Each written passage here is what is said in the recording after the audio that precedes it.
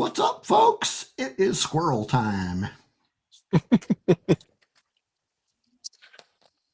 folks. All right. We are now at episode number 201. Thanks, everybody, for tuning in to our 200th episode celebration last week. I am one half of your host team, Steve, and with me, as always, is JD. What's up, JD? Good. I'm doing good, man. Just got home 2 hours ago, so I made it.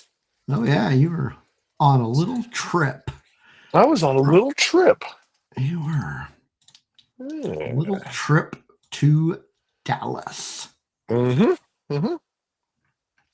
Yep. So I'll give a little background explanation for those of you who might be a little confused. Me and my girlfriend went to Dallas this weekend, and we actually did meet up with Steve on Sunday for a little lunch, which we can talk about a little bit here, a little bit. But since we're going to Japan, we decided to do a little international pre-check, and we had to go down to. Unfortunately, we didn't have anything close to our house, so we had to drive all the way down to Dallas, Texas. In order to do that, mission accomplished, and we can go into that further here in a little bit. Yes. Yes, it is squirrel time, folks. And who do we have in the chat so far? We have Matthew. Who doesn't want to talk about the topic? Who doesn't want to talk about the topic, which we will get He doesn't into. want to talk about the topic. We have Brennan. How's it going, Brennan? We have Jamie of CEO Non-Toxic Star Wars Alliance. How's it going? And we have Steve Spawn, a.k.a. Steve number 2. And then we also have Spencer from the Dingus Den. Squirrel time is his favorite time. Matthew says 69 days till Andor Season 2. Yes. Yes. We are here for it. We are ready for it. We will definitely be doing episodes on that. But tonight, we begin our 3-part series into exploring Middle Earth. Mm-hmm. In particular, the Peter Jackson Lord of the Rings films. And tonight we will be talking about the Fellowship of the Ring. And hopefully I don't get the movies mixed up. Now, I was going to get this disclaimer at the beginning of this, since that's what we're talking about tonight. If you are here tonight because you are looking for a book comparison to the movies, yeah, you're kind of in the wrong spot. We're really just concerned with the movies. And I read the books a long time ago. I'm not sure. I think, Steve, you said you tried to, and you couldn't make it through it. Yeah. So I read the book a long time ago, and when I say a long time ago, I mean middle school. So I'm going to age myself, and that's been quite a while ago. So we're really not going to try to compare the books to the movies. And like I said, if you're here for that, that's not really what we're going to do. We're really going to more focus on the Peter Jackson Lord of the Rings trilogy. So yeah, just throwing that disclaimer out there. Yes. Because we would probably be very horrible at trying to compare the books to the movies and trying to, give a comprehensive comparison on that. That would not be us. And Smirking Bear has joined us. How's it going, Smirking Bear? He's talking about Matthew 69 days till Andor. Heck yeah. And Matthew says that he is ready for Daredevil on March 4th, as am I. I'm definitely looking forward to that. Man, I can't believe it's already March 4th. Man, we need to do a special episode about Daredevil.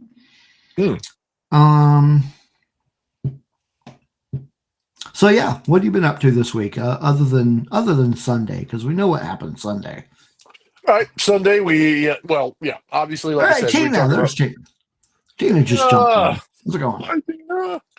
I mean, like I said, we talk about it a little bit more. Sunday, we were on our way to Dallas. We were able to meet up for some lunch, some very good burgers at a restaurant called Bad Daddy's. That was a lot of fun. I was able to sit, and I would love to visit longer, but unfortunately, we had a very early meeting for the international check-in on Monday. So we didn't get a chance to stay long in Norman, but yeah, we were able to sit and have lunch and have a good conversation. And I think that was actually my first meeting of your wife, which was wonderful. Glad to finally meet her in person and say hi and stuff like that. Since you guys weren't able to make it to the barbecue, Yeah, I'm pretty sure that's the first huh? time you've met her. I'm pretty sure Yeah, that's the first I time you think met so. her. But yeah, Monday we went and did our international check-in, which took each of us, me and my girlfriend, about 5 minutes to do. Really wasn't that bad. It was the people there were real nice, and Dallas was a pain in the butt to try to find stuff, but it actually wasn't too bad. We made it in okay, got through our Kat, appointment just how's it fine. going, Kat? Hey, Kat. Good to see you again. You haven't Um, been here a while. so that went very well. We got to go to a few little locations around the Dallas area just to kind of goof off a little bit since we had the rest of the day to do nothing. And I actually got a chance to meet up with another buddy of mine who lives down in Dallas. And he's going to be one of the guys I actually blame him for the reason why we're going to Japan because we weren't initially going to go. And then he said he was going to go. And he says, "Oh, you can't leave me to go by myself. You guys have to go." So we kind of got conned in by this guy to go. And we actually met up with him in Dallas. We went out to dinner. We actually went to a store in Dallas called the Holochronicle store, which sells literally nothing but Star Wars. Hmm. It's all Star Wars stuff, and I've got some This stuff is that in I'm going. Dallas. It's in the Dallas Fort Worth area, yeah. Hmm. But it's Interesting. called the Holo Chronicle store. If you get a chance, look them up. They do online orders, they do online shipping and stuff like that. So you can actually look through their inventory and you can have it shipped to you if you have something, a piece or something that you're looking for that you actually want to get a hold of, and they're broken down by category, so you can actually look at vintage collection, vintage itself, collectibles, Disney stuff, Black Series, whatever the case may be. If you like Power of the Force twos, whatever the case may be, they have a lot online. So it was a great store. I walked in and had Star Wars overload because I was looking at stuff Is there going, such a thing? uh,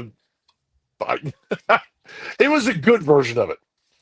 Because literally, I mean, it was a huge store and wall to wall, everything Star Wars.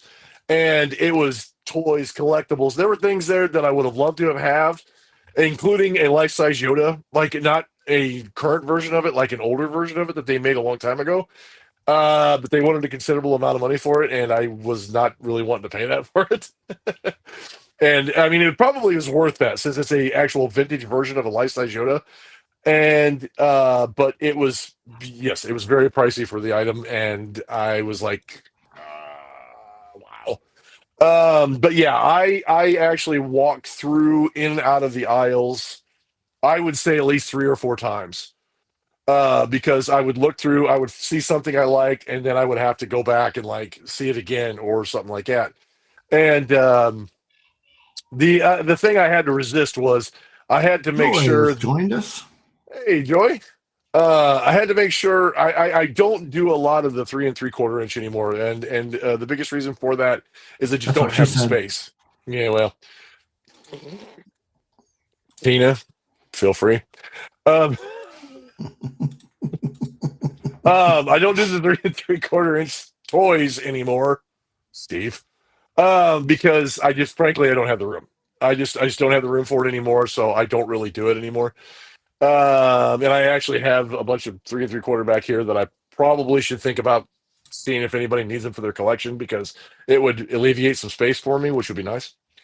But yeah, they had stuff there that was amazing. Some of it was differently priced. Some of it he was willing to negotiate on. There's some things there that I needed that I was able to pick up.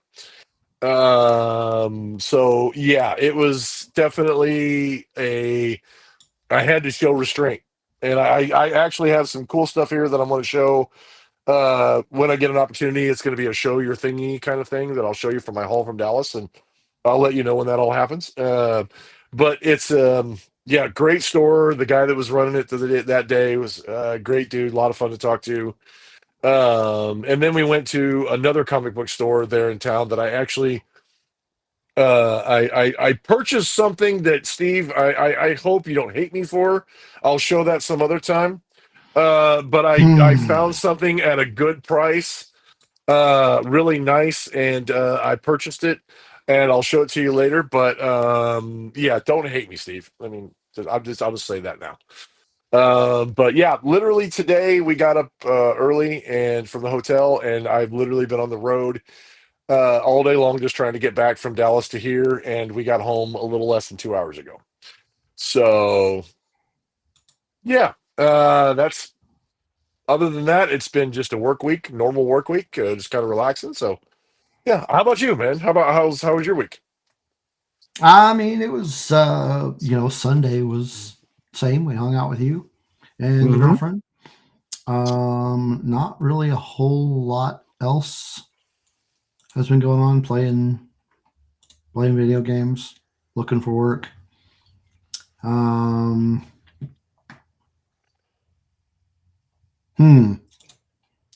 not sure if everybody would agree with you with that on that, Matthew. It's not the size of the boat; it's the motion of the ocean. I'll just leave it there. Yeah, Bear. Bear. Yeah, yeah, yeah. Yeah. Yeah.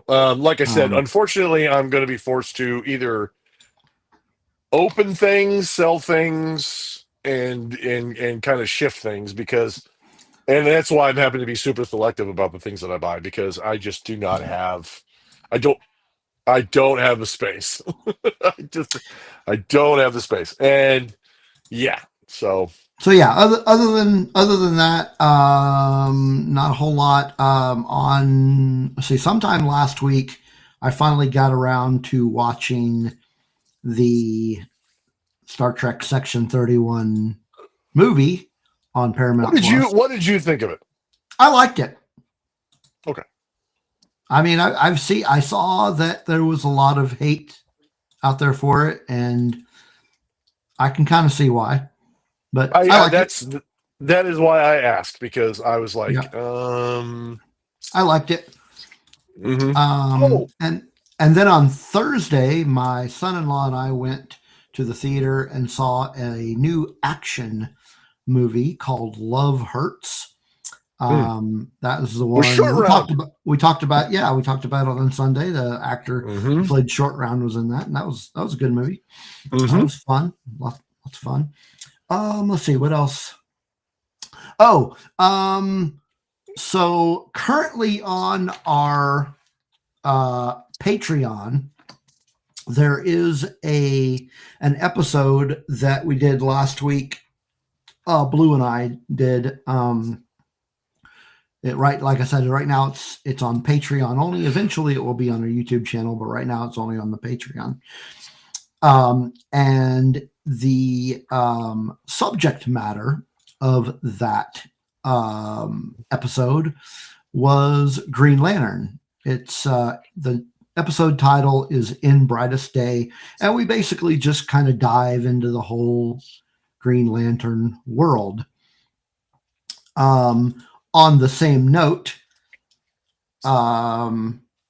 Spencer and I recorded another episode of Comic Den, and we also talked about Green Lantern, but we specifically talked about Matthew, we'll get to it when we get to it.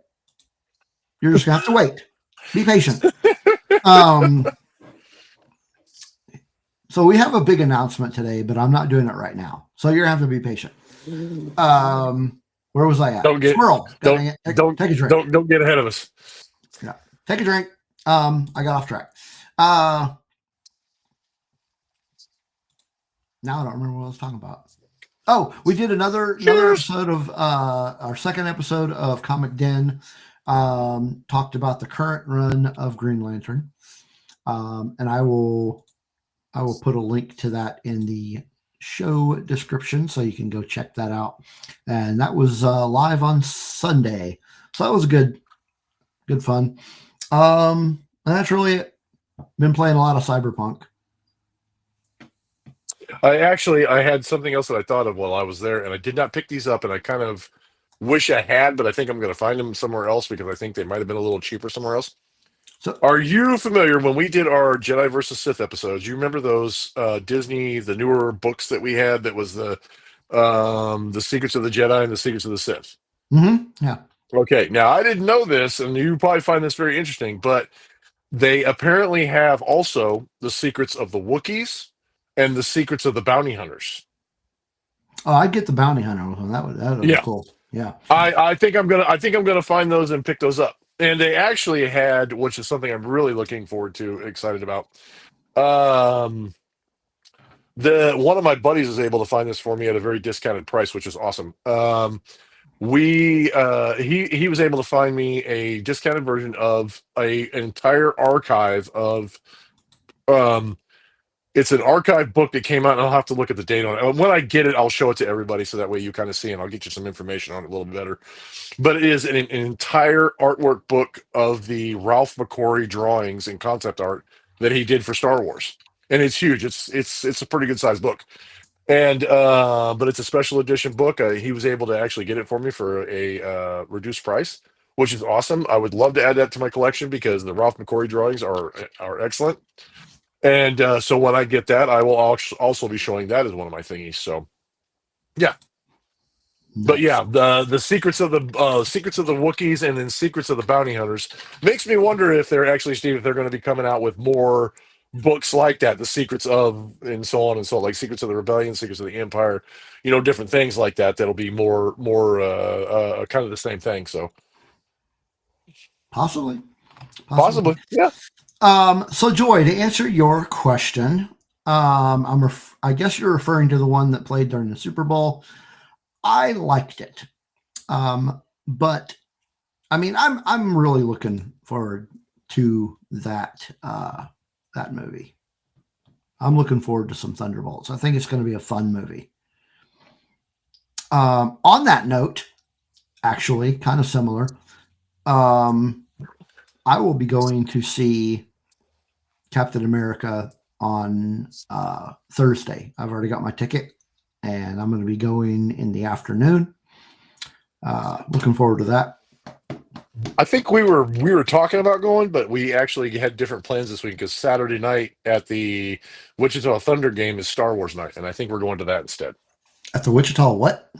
Hockey team, Wichita Thunder hockey team. Okay. Star Wars night. It's Star Wars night, and they always come out with a new jersey.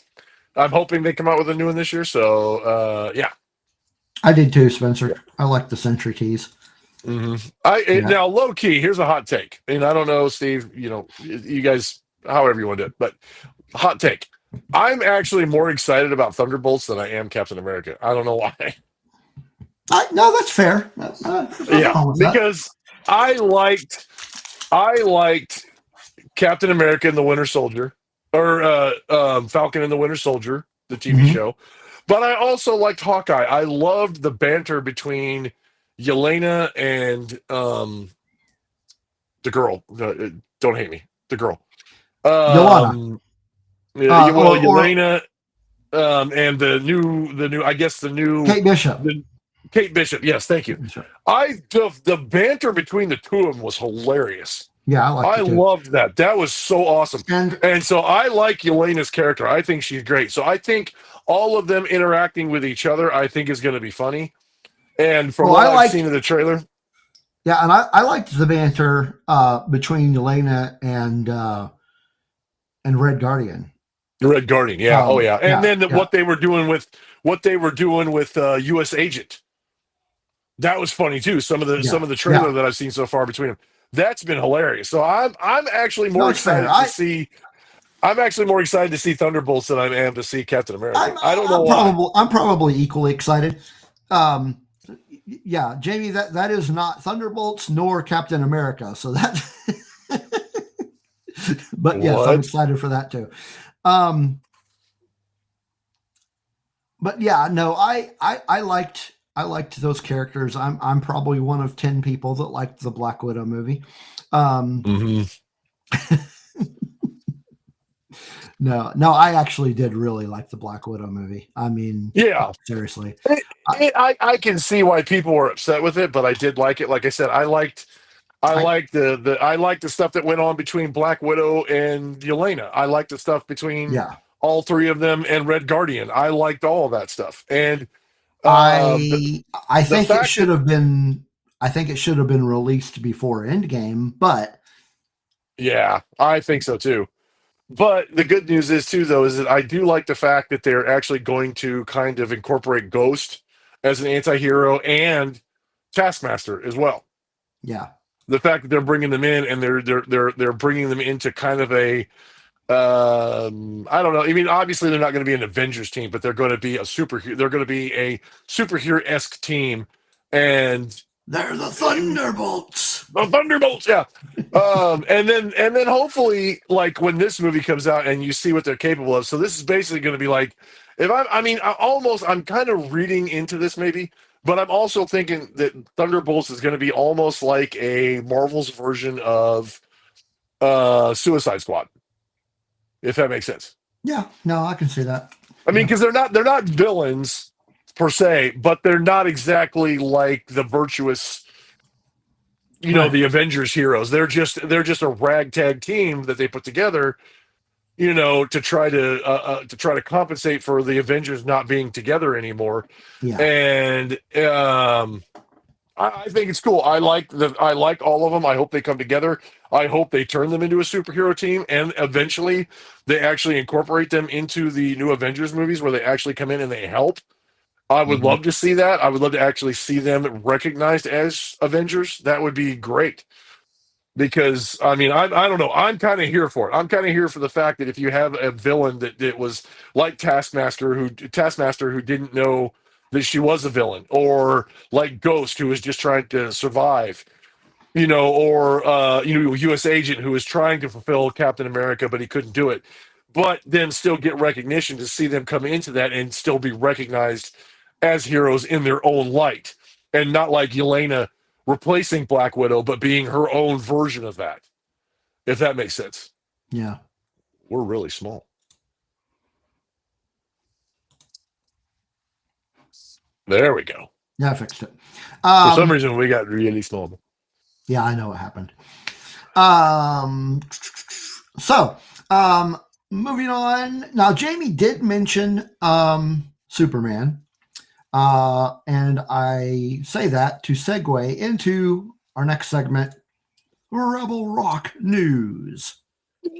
Whoa. So, Whoa. first piece of news, nice little segue here. There's going to be a new Superman the Ultimate Guide being released. It is the Man of Steel new edition. I'm not sure why it's called that. It is being released in hardcover. And it is going to be a 260-page hardcover publication priced at $30, expected to arrive June 17th. And it's got,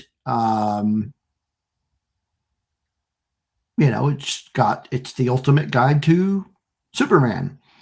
Full details of his latest exploits, all kinds of comic book related stuff, in-depth profiles of Superman's allies and enemies, a detailed timeline that should be interesting, landmark comics, and much, much more. Detailed. That's the crazy thing about like detailed timelines, is that if they change anything like with new comics or new information, then that Yeah. becomes null and void. So it's kind of weird. It's kind of the same thing with Star Wars though, because Star Wars was that way. They come out with an encyclopedia and everything changes. So it's like, so here is I'm gonna show you some here, let me show you if it'll let me. I am going to try to show, why does this ad keep popping up? Oh my God. This is killing me. Okay. Okay, let me share screen. And so there's what the cover will look like. This one right here. well, that's cool. It's a pretty nice cover there. And then here's some artwork from inside of it. Oh, nice. from the return and everything. Yeah. From volume 1. Oh, heck Evolution, style evolution. Mm-hmm. Some cool stuff in here. Yeah, I'm looking forward to it. And I think we definitely need to get because I think where did you say they were releasing that through? DK Publishing. Oh, okay, so that's like not going to be available on Amazon or anything. Oh, I'm sure it will be. Okay, because Um, I would seriously consider getting that book, and then like for our Kryptonian Chronicles, we could do a review of that thing. Yeah, if we ever do the thing again. Yeah, it's actually it's on. Yeah, it's on Amazon for pre-order right now. Oh, cool. So yeah, you'll be able to get it. Speaking of comic books, are you familiar with a company called Diamond Distributors? Yes, Okay. I think So I know they've what you're been talking having some about. problems. They recently filed Chapter 11. It's been a rough year for Diamond, and basically they were saying that they were going to have to shut their doors if they did not find a buyer. So there is some news in that there is a bid deadline set for March 19th, an auction for March 24th, and a sales hearing for March 26th, with the sale closing April 10th. Well, wait a minute. What? I'm trying to figure out what the good news was. Well, that was actually because when we were. Yeah, because the title of the article is Diamond Distributors Finally Gets Good News. Oh, the good news is that a surprising number of interested parties are reportedly lining up to purchase. So, Well, because that was actually a point of discussion when we went to the Star Wars store. And one thing that we talked about is Diamond Distributors apparently is owns or is in conjunction with several different grading companies. Now, I don't know the specifics behind those grading companies, but I know that they own several grading companies. And I think AFA was one of them. So if anybody knows what AFA is probably one of the top grading companies for like when you send your figures in, you get them graded and things like that. So AFA is one of those companies. I believe that Diamond Distributors Matt, you're just owns going one to of have to those. be patient, dude. Big announcement. Yeah. I'm going to wait till the end of the show. Oh God. So yeah, one of the guy that we actually was in Dallas with, he sends a lot of his stuff to AFA to get graded. And he was telling me, and I'm not going to give the total specifics of it, but he actually had a very, very rare Yoda figure that he had graded by AFA and sold for a very decent price.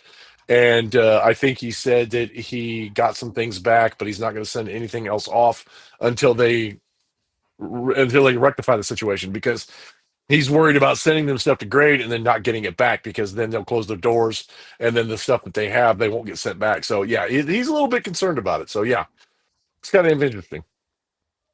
Yeah. Yeah, Tina, I am also looking forward to Fantastic Four. Mm-hmm. But speaking of Marvel movies, our next piece of news is that we have a confirmation that Avengers Doomsday is going to start filming next month. Ooh, wow. So it's going to start right now. We've got confirmed actors such as Robert Downey Jr., Chris Evans, Anthony Mackie, along with the cast of both Thunderbolts and Fantastic Four, as well as Tom Holland and Elizabeth Olsen. Plot details are still under wraps. Mostly due to the fact that the Kang Dynasty storyline they put the kibosh on that one. Mm-hmm. That's very interesting. That's very interesting that they actually confirmed that Chris Evans and Elizabeth Olsen would be coming back. Yeah. So it is scheduled. So we'll see what happens when the time comes. Scheduled to arrive in theaters on May 1st, 2026. Followed by Avengers Secret Wars on May 7th, 2027. Both films will be directed by the Russo brothers. Nice. So that will be cool. Now, I don't know if this is true or not, Steve. Maybe you can confirm this because I haven't seen all of the snippets and trailers and everything that came out for Brave New World. But I heard there was a snippet or a trailer out there that actually included Chris Evans or the older version of Steve Rogers. Have you seen that, or is that just a rumor? I have not seen that, but that doesn't mean that it hasn't happened. Okay. Yeah. So the next headline here is a rumor. So there's your disclaimer. This is a rumor, not confirmed, but HBO is looking to cast Cillian Murphy for a villain role in their upcoming Harry Potter series. Mm-hmm. However, he is not who you think. He is not in talks to play Voldemort. I wonder if they're going to cast him to play Snape. No. According to The Insider, he is being eyed to play Professor Quirinus Quirrell. Oh, Professor Quirrell. Yes. The Defense Against the Dark Arts professor. I really hope I hope that's a misdirection and he actually takes the Voldemort rumor. I really do. Yeah. Well, because I think he would be perfect. According to this, he is only being considered for a 1-season role, which would put away the idea that he would be Voldemort. Yeah. Yeah. Well, technically, he would be Voldemort for that season, or he would be attached to Voldemort for that season. But yes, I get what you're saying. All right. So the next few pieces of news we have are Star Wars related, which is ironic considering tonight's topic is not Star Wars related. Star Wars has officially announced the upcoming novel featuring the Bad Batch. It is Star Wars Sanctuary, and it's called Star Wars Sanctuary, a Bad Batch novel written by Lamar Giles, set during the events of Bad Batch Season 2, specifically after the events of the tsunami disaster in Pabu, and will be released on August 5th. And if I can get this to pull up correctly, I do have a cover for you. So let me get her pulled up here. Come on, work. Okay. So there is, get out of there. There is our cover. It's a pretty cool looking cover. Yeah. I like it. Looks nice. Yeah. So yes, August Bear. 5th. Yes, Bear. Harry Potter news to satisfy my Potterhead side. No, I just thought it was cool because I like Cillian Murphy. Oh, I do too. Yeah. You'll have to, Steve. Honestly, when they come out with the show on HBO, you'll have to give the whole thing an honest try.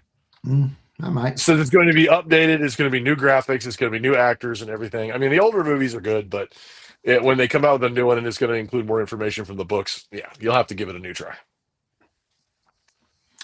All right, next piece of Star Wars news: Return of the Jedi, new Star Wars show coming to Galaxy's Edge at Disneyland.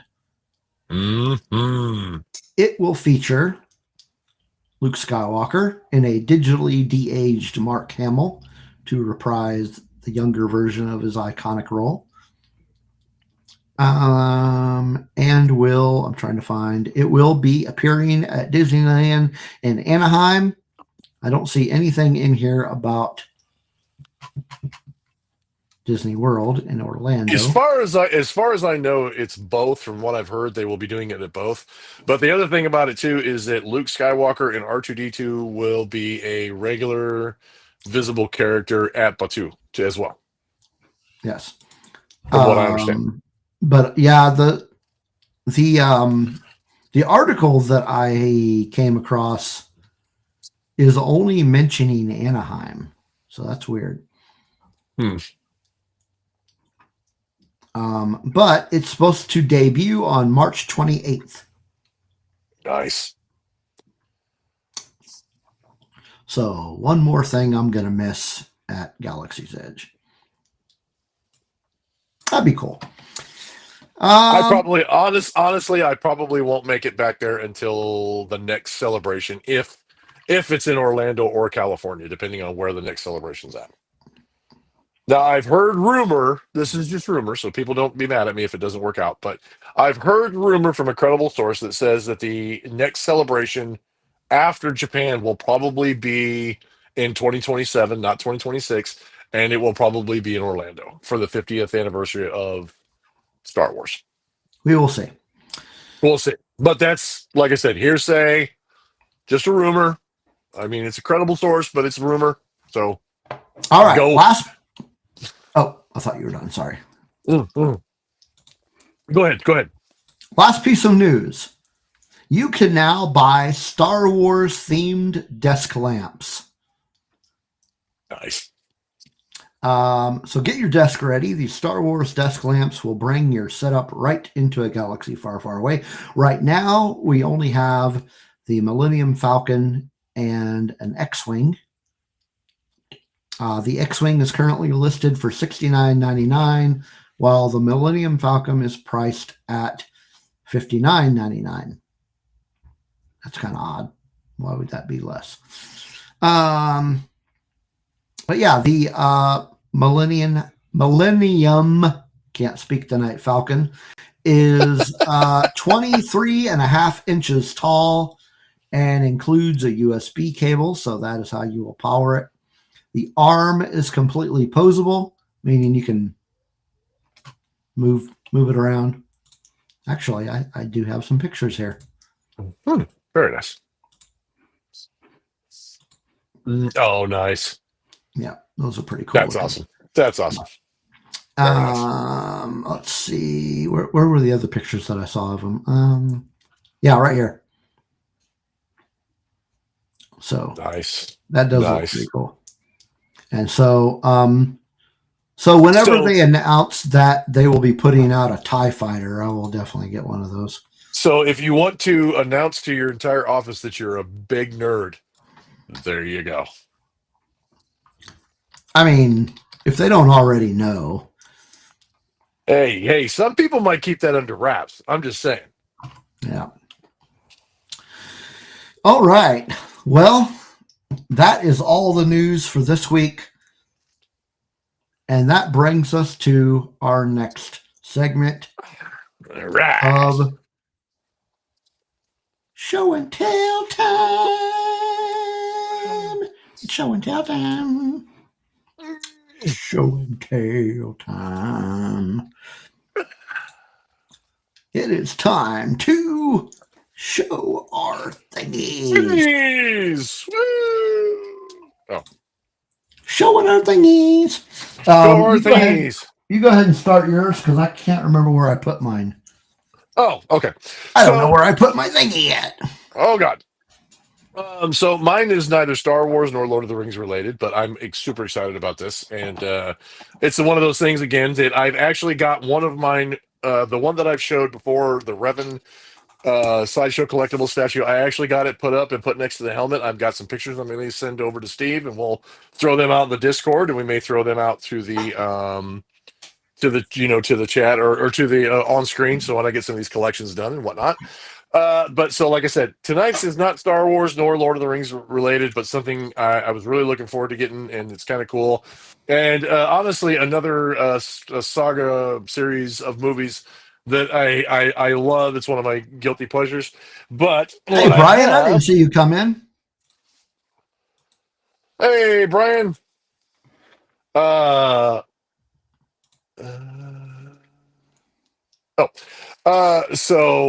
what I've got tonight is I actually just got this in But about a why week do or you so think of ago. Cartman when I do the thing? Oh, when I do the intro. Gotcha. Yeah. Oh, What I Tina, she's gotta go get her massage for her sciatic nerve pain. Oh, well, go get that taken care of, Tina. You Yeah, can always watch definitely. us on the rewind. Not a big deal. That's good. So See you, Tina. what I've actually got is I have a Sideshow Collectibles deluxe version of Captain Jack Sparrow from Pirates of the Caribbean, Dead Man Tell No Tales. Check out, just look at that. I'm actually thinking about when I put this up, when I actually display this character, I'm thinking of seriously about cutting the front of this off and putting this behind it because the art and the detail and the gold foiling on this thing is freaking phenomenal. It's awesome. And I just love the front part of it. So, I mean, you can kind of see just from the detail on this how cool it is. But I'll pull this thing out of here and I'll show it to you. He's pulling on his thingy. I'm pulling on my thingy. Just give me a second because I've literally opened it like once, so I gotta pull on my thingy here. Hang on. Eh. JD is pulling on his thingy, folks. I'm trying to pull on my thingy, and I swear this one's a lot better because. And You're then so having as soon as you problems pulling on your thingy? no, I had problems last week trying to show my Digum magnetic thing, and it was broke. So as soon as you open it up, this is the front cover of it. This is what you get above the actual figure itself. Is this right here? And this is actually different poses that you can put the whole thing in. And he comes with, I mean, you cannot imagine how many accessories come in. I'll have to show you some of the accessories it comes with. But Brian and then says so coffee enemas are good for sciatica pain. yeah, hey, there you go. Good to So know. and then you open it up and you can kind of see it because he's still in his wrapping, but there is the actual figure itself is right there. And then you pull up I think if you pull this part of it up. Yes. Okay. So you pull this part of it up. Oh crap. I'm about to lose stuff.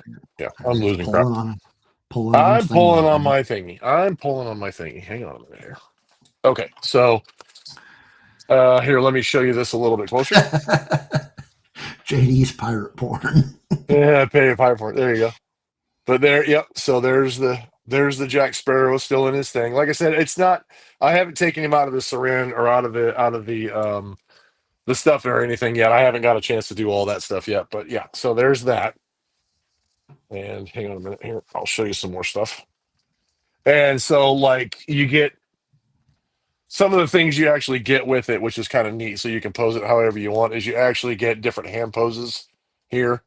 And then you actually get this is you can't kind of see it very well, but you actually get a different kind of face here. So you get him actually smiling and smirking, or you get him very serious, and then you get his hat on top of it. That's what that is right there. The coolest part of it is underneath all of this is that a lot of the accessories that you get with it, including belts, looks like a necklace, a couple of the pistols, you get his cutlass, and the big thing is that you can actually pose him behind the Black Pearls ship's wheel, which is right there, and then you can see at the bottom, you can kind of see some of the accessories on the bottom, including his compass, bottle of rum, the cutlass that he wears, a dagger, his pistols, all of that kind of stuff is all included in here. And the cool part is they actually give you batteries for this that you can put into a lantern you put in the front, and the lantern lights up. And so you have like infinite ways you can pose this and do different things to it. And I would have to show you some better pictures of it, but like I said, once I get it all broke out, put together, and get some poses of it, and get my because for those of you who don't know, I also am a huge Assassin's Creed Black Flag fan. It's probably one of my favorite games of all time. And I actually bought a deluxe version of the Captain Kenway figure that's almost the same size. And a few vintage books about sailing and pirates and things like that. And I'm actually going to put up a little display that's going to use Captain Kenway on one side and then Jack Sparrow on the other. And then I'll have the pirate books in the middle. So as soon as I get that done and I get some time to put all that together, I'll show you all that. But yeah, so yeah, like I said, Sideshow Collectibles deluxe version of Captain Jack Sparrow. So there you go. Very cool. Yeah. So my thingy, I think, has been on the show before. Yes, I think. But it is now in my possession, so it is no longer JD's thingy. This was my thingy. Uh-huh. And you get to actually chopper, and I'm assuming this is like a cookie jar. Yeah, but you can use it for whatever because it says ceramic container, but you can use it for whatever. Now, I never took it out of the box, so I was going to say chances are this is probably never going to see its way out of the box. I don't know. I may open it and look down into. Nope, it's got styrofoam. Nope. Yeah, probably not going to make it out of the box. Yeah. You got to take it out of the box, Steve. But I don't want to play with it. I'm not going to play with my hand. I mean, what am I going to put in it? I don't have cookies. Spencer, if they made a Davy Jones to go with it, I would 100%. I would have a Davy Jones to go with it because I like that character too, and so I would do a Davy Jones if they did a Davy Jones. Now it's a possibility they might, but yeah, and I wouldn't even mind like Blackbeard or even Barbossa, like the whole character scheme. I would love that. That would be cool. Or Elizabeth Swann, or even Captain Teague. If they did Captain Teague, now that would be freaking awesome. Because if you watch the movies and you know who Captain Teague actually is, to have a bust of him along with Jack Sparrow, that would be freaking awesome. All right. So that was us showing our thingies. Yeah, Brian says you refuse to show you or play with your thingy. What the hell? I didn't refuse nothing. I'm just not going to do it on camera.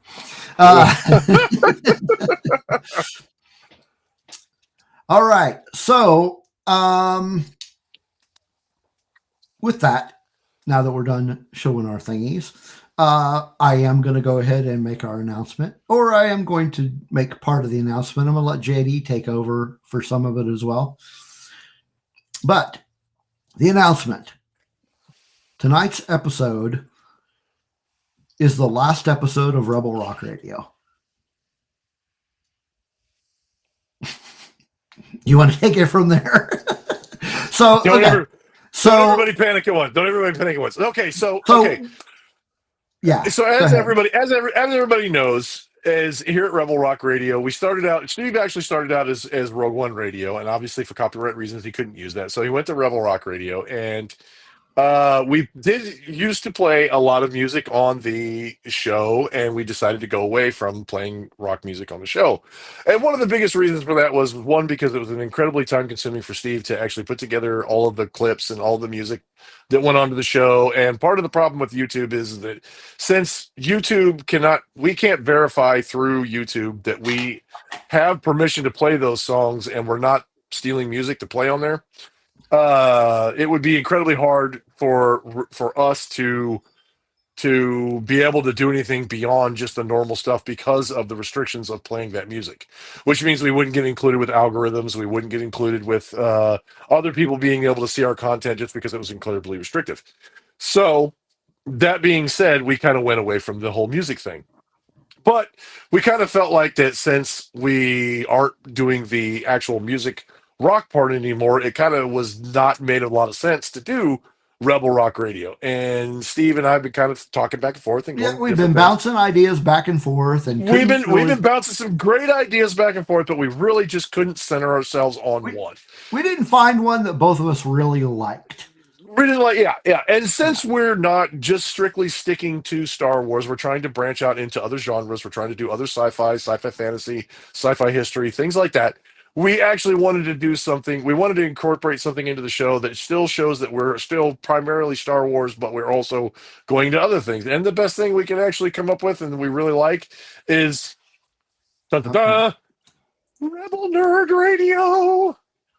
Dun, Rebel dun, Nerd dun. Radio. So just in case you guys are worried, we are actually going to be putting together new stickers, and we are going to be sending out to those to our Patreons. So if you get a chance, join our Patreon channel so you can get some of our brand new stickers. Rebel Rock thingies.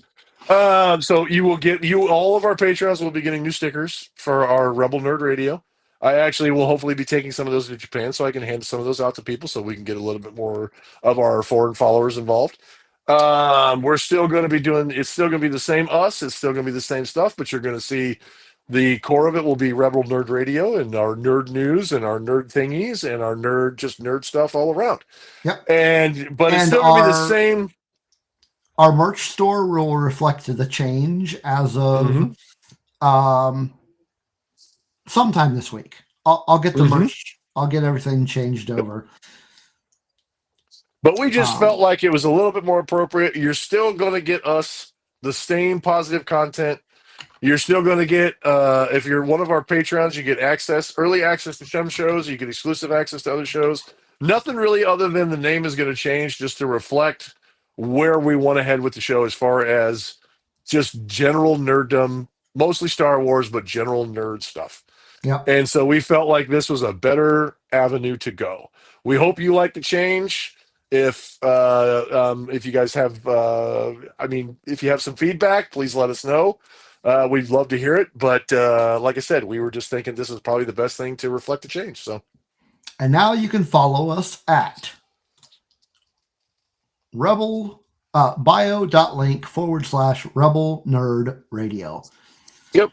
Also, if you folks have been paying attention to social media, you might notice that all our social medias have already moved over to reflect the change. And mostly I did that just to make sure that the handles were available.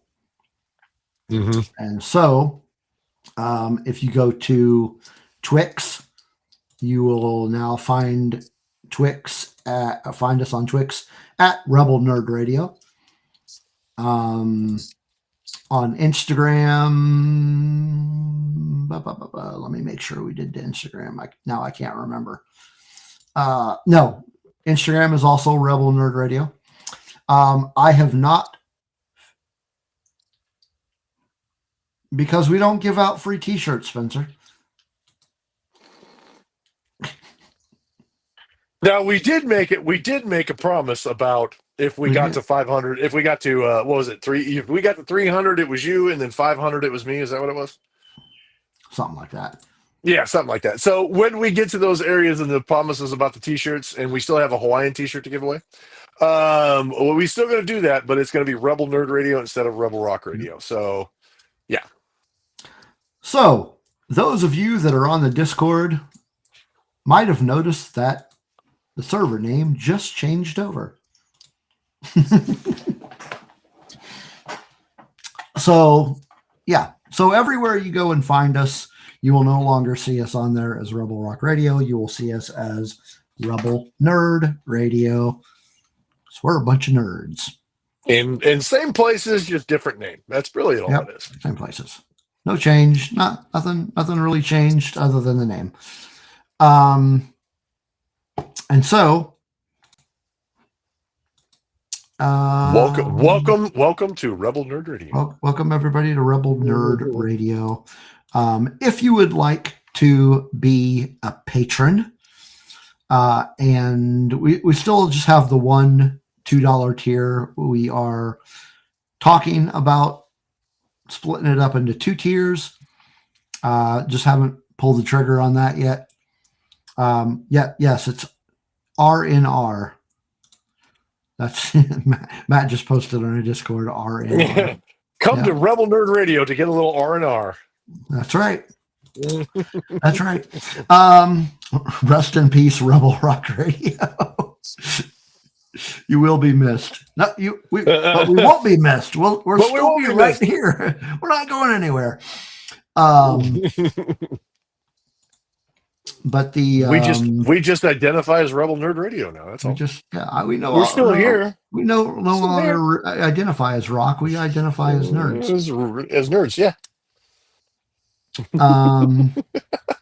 Now I forgot what I was getting ready to say. God dang it. Oh yeah, we still have just the one tier, but we're talking about splitting it up into 2 tiers. Just haven't pulled the trigger on that. And but you can go to you know what? I haven't changed the URL for Patreon yet. I'll get it done. I'll get there. Just stay tuned to either our Discord or our socials, and I'll have the correct link up eventually. But if you would like to, right now it's still just $2. I think our plan that we've been talking about is having, I don't know. We'll talk about that later. But becoming a patron will be as easy as it was, and you'll still get all the cool content, and you will still get your name read out on the show, which is what we're going to do now. We would like to give thanks to all our fellow nerds. Mm-hmm. Dave Brown, Kelly and Chris Olson, Charlie Kirby, Matthew, who is in the chat, Steve Spawn, who is also in the chat, Justin Hensley, Chantel, Brennan, and Funky S. Heck yeah. Brennan was in the chat earlier. Yeah, he was, and then he disappeared. Yeah. What's up with that? Then he disappeared on us, man. Come on. You need a shirt with RNR as the first letter of the words going vertical. Yeah, that'd be all right. I had to think about that. That's an idea. Yep, that's an idea. That's an idea. So that is it. And now I think it's time for our actual topic. Our actual topic. What time is it? Have we? Man, we're here early. That's okay. We need to talk about something else for a while. We can't already be at our main topic. That doesn't even make sense. We're here. Interesting. I actually, for everybody, I'll go back to the thingy thing for a minute. I actually do have Lord of the Rings relevant thingies that I want to show everybody that I've actually had since the movies came out. But unfortunately, I only have, and I'll give you this, you have to guess, but I only have 2 of them, and each one of them is relevant to the last 2 movies. I do not have one from the first one. Simply because this was one of them I didn't want.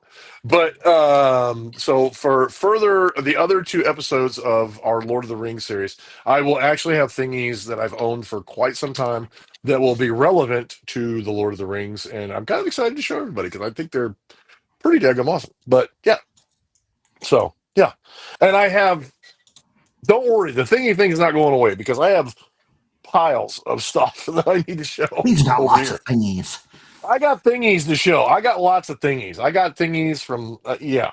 So there's going to be plenty of thingies to come.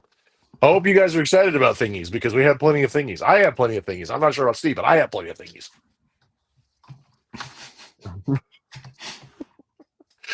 That's not awkward or weird or nothing. So yeah, we're going to have lots of thingies to talk about. I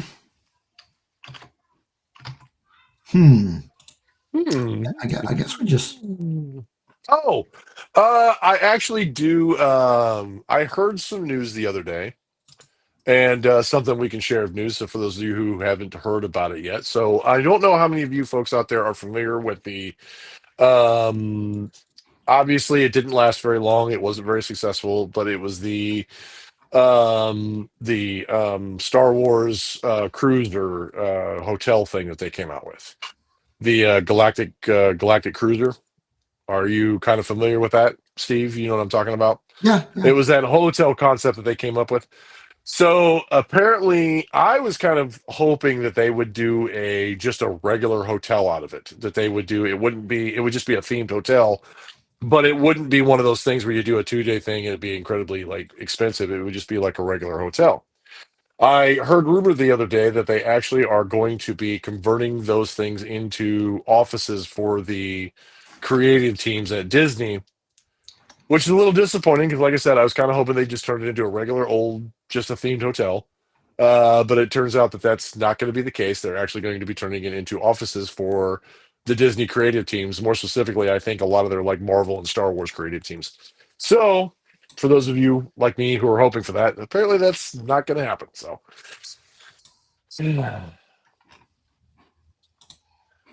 kind of is what it is. It is what it is. Yeah.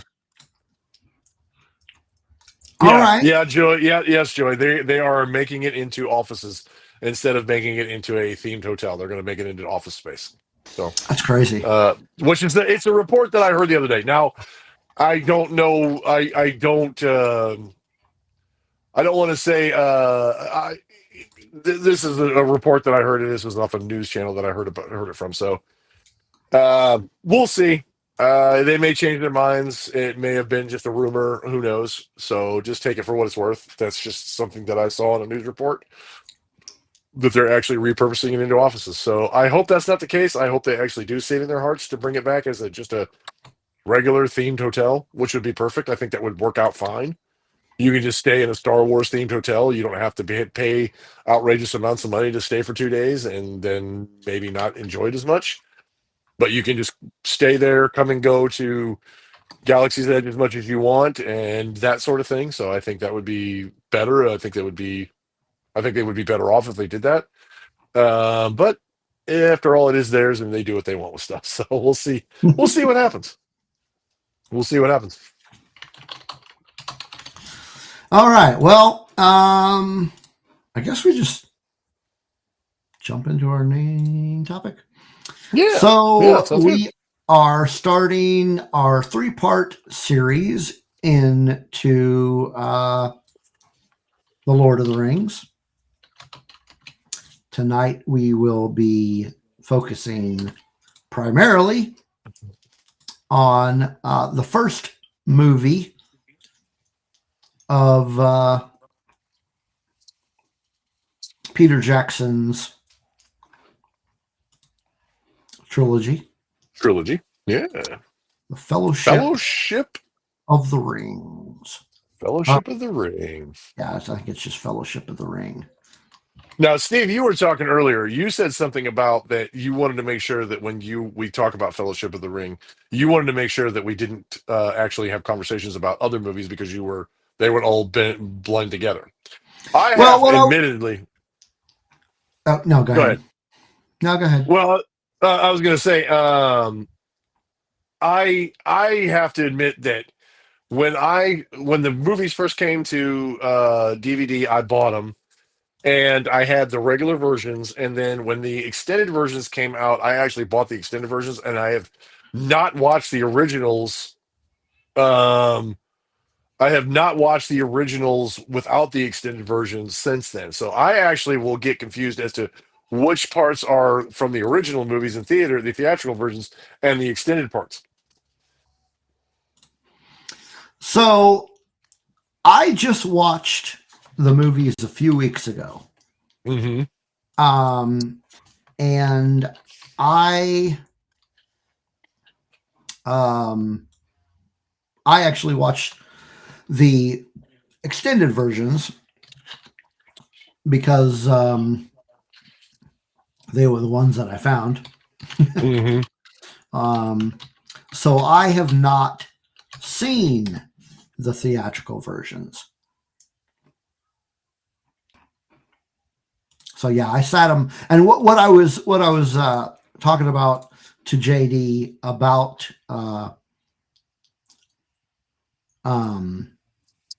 the different movies is because I watched them all in one weekend, Mm-hmm. and so chances are I'm going to get I'm going to get some of them mixed up. I think. I'll try to help as much as I can, because I So think yeah, I'm pretty sure I can keep them pretty square. So I think hopefully it'll be okay. I think it'll be okay. we will see. So why don't you say a little bit about Middle Earth? So I figured it probably wouldn't be a bad idea to talk about some of the basic stuff. Before we get into the movie itself. Yeah. So I made a little bit of notes here, so bear with me, people.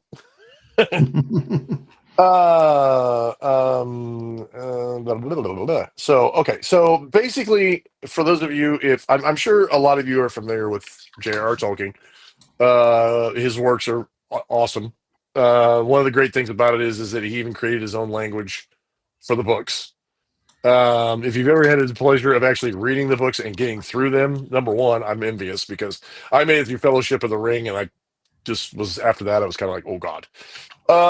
So anyway, but Middle Earth is actually the fictional land that J.R.R. Tolkien's series of books about concerning, like, Fellowship of the Ring, the core of the Fellowship of the Ring, Two Towers, and Return of the King, and The Hobbit, kind of center around this land called Middle Earth. And so some of the things that I wrote down as far as geography concerned is that in a lot of this is a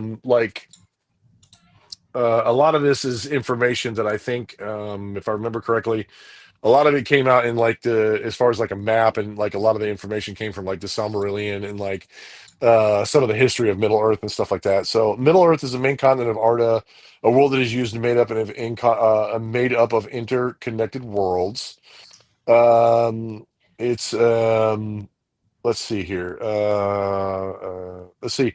Many of the people that inhabit it, as far as many of you know, humans, elves, hobbits, orcs, and dwarves are some of the more prominent characters and species that are featured in Middle Earth. Let's see. But yeah, I mean, it's a fictional land that he developed for his story, that consists of places like Rohirrim, the Gondor, the Shire, and Mordor are some of the key areas that you are introduced to in the original books, and in the movies as well. You hear a lot about them. There's a lot of locations, a lot of different locations that are featured in there, including, like, the Mines of Moria that you also get to see, which is a domain of the dwarves. Also, like the Dead Marshes, which is the historical battlefield in the show, um, and that kind of stuff. These are just different locations. Now, there's other stuff that's in there that's more prominent locations, but they're not as featured as well in the show as they are in the books. So that's one thing you have to understand, that there's other areas and other things in history that go along with it, but you don't see a lot in the movie. But I think a lot of that is just really a time constraint kind of thing.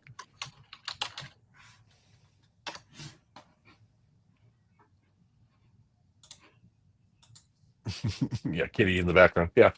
So yeah. Anyway, it's basically the fictional world where all of Tolkien's inspirations and all of his books took place.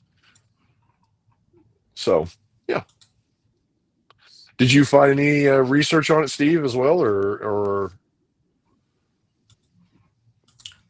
No, not really. Oh, okay. I was kind of dependent on you on that because Nah, you've read the books. I've read the first book. Like I said, I read the first book. I read it a long time ago, Okay, and from I what actually thought you've read. I thought you've read all of them. no. I read Fellowship of the Ring, and I actually made it through the Silmarillion barely. Which is kind of crazy because a lot of people don't make it to the Silmarillion because I don't know why, but it's basically just kind of a history of Middle Earth, so it kind of is more of an information on what happened and all that kind of stuff. But like I said, but yeah, so like I said, it's where all of his stories and everything that he did throughout his series of books, which for a lot of people who don't deep dive into it, The Hobbit, Fellowship of the Ring, Lord of the Ring, or Fellowship of the Ring, Two Towers, and Return of the King is his main is his main books that everybody know it. But there's actually a lot more books and a lot more even history and a lot of other things that he did, including some uncompleted works that he was working on when he passed, that I think his son finished, I think. But that's a disclaimer they put in there is that actually his son finished the book. So, but basically, like I said, it's a fictional land where all of this kind of all takes place Yeah, throughout the series from The Hobbit all the way to the Return of the King. cool. Yeah, and I agree, Joy. We did get we finally got him in the Ring of Power, which was cool. But unless you've read the books, like I said, unless you read the books, a lot of people aren't really going to know who that character is. But that's one of the things, like we talked about, as far as like the Peter Jackson movies. Honestly, it's kind of like Marvel. For those of you who don't know, Yeah, Marvel is based on the characters. It's not a recreation of the events of Marvel from like the inception of the characters up to what we know about them now. It yeah, is just the cinematic universe that is based on the characters that they put together. Now, it does not reflect the history. It doesn't reflect anything that happened in the previous comics. And Lord of the Rings and the Peter Jackson movies are the same thing. They are based off the characters and most of the story. But there is a lot of information that's not in it, a lot of characters that were taken out for time constraints. And honestly, time constraint itself was a big thing because Frodo's journey actually took a lot longer in the books than what is portrayed in the movies. that And makes that's because of the that's because of the vast size of Middle Earth and just how long, how big it was, the fact that the hobbits are smaller characters, so it takes them longer to travel and that kind of thing. So the actual time constraint between them is a lot different, which is something that people kind of criticized. But again, for movie purposes, they can't do that kind of thing. It would take a lot longer to make that series. I mean, that even if they like went back and they put every detail from the books into the movies, that would be like what they're doing with the Max version of Harry Potter. Each season would be a book, but those episodes would be huge. They would be long. yeah. And I mean, I Um, hate to say it, and in some cases, it'd almost be boring.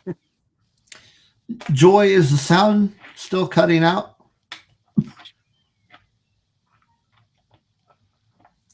What was it? Joy said a couple minutes ago that the sound was cutting out. I'm just wondering if it is still counting, still cutting out. Oh, So she also said that she also said Joy said she read The Lord of the Rings in high school. The Silmarillion and Lost Tales are interesting, but a more challenging read. 100%, very yeah, challenging read, in my opinion. That's just me. Some people may not feel that way, but the Silmarillion was a very challenging read for me, and I even kind of got to the point where I was just trying to get through it. And it's one of those things where you're just trying to get through it so you'll forget a bunch of stuff. And I think it was the same thing with like Fellowship of the Ring when I first read Fellowship of the Ring. It was kind of the same thing. That's why I don't want to try to do a comparison. I just want to try to talk about what I remember and go yeah, from there because I don't want to compare the books. And I think it would be a travesty for me to try to compare the books to the actual movies. And when we get to like Two Towers and Return of the King, it's definitely going to be bad because I did not read them. okay. So That is going to yeah. be you have to read those books before we do those episodes. Oh God. I'm kidding. Oh God. Ooh, I'm gonna Oh, have to take 2 weeks of vacation, 1 week for each is book, it and just sit down and read them every day. yeah. Is it cutting out for anybody else? Is anybody having audio? Is anybody having audio issues? Audio issues?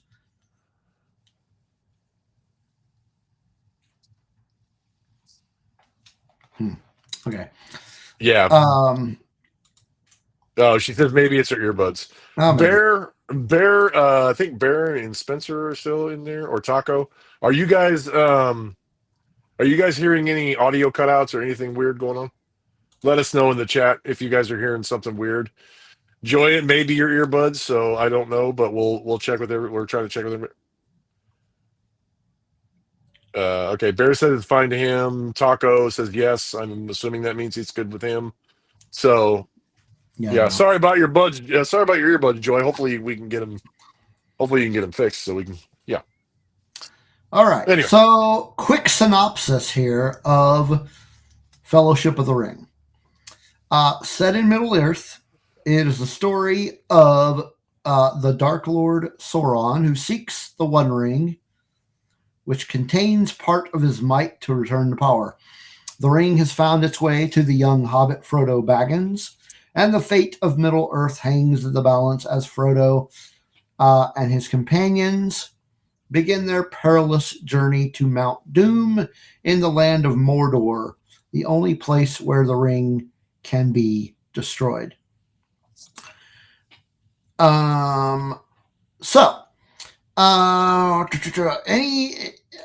Any highlights that we'll get to that. So the movie came out like December, well, at least in the United States, came out in December 2001. Mm-hmm. The original running time was 178 minutes. The extended version is 238 minutes. So that's quite a long book. Just a disclaimer too, for any of you folks who have not seen the extended versions. Number one, I highly recommend that you watch the extended versions, because the extended versions is a lot more information. There's a lot more interactions in there. It's very good to watch the extended versions, number one. Secondly, you better have a lot of time to do it, because they're freaking long. They're real long. Yeah. It's like over 3 hours a piece. So if you were to watch just the 3 movies back to back, it would be an entire. It was a whole weekend. Yeah, it'd be an entire day. Yeah, I watched all 3 of them in one weekend, and it was the entire weekend. If you watch the extended versions, man, I applaud you, because that would be tough.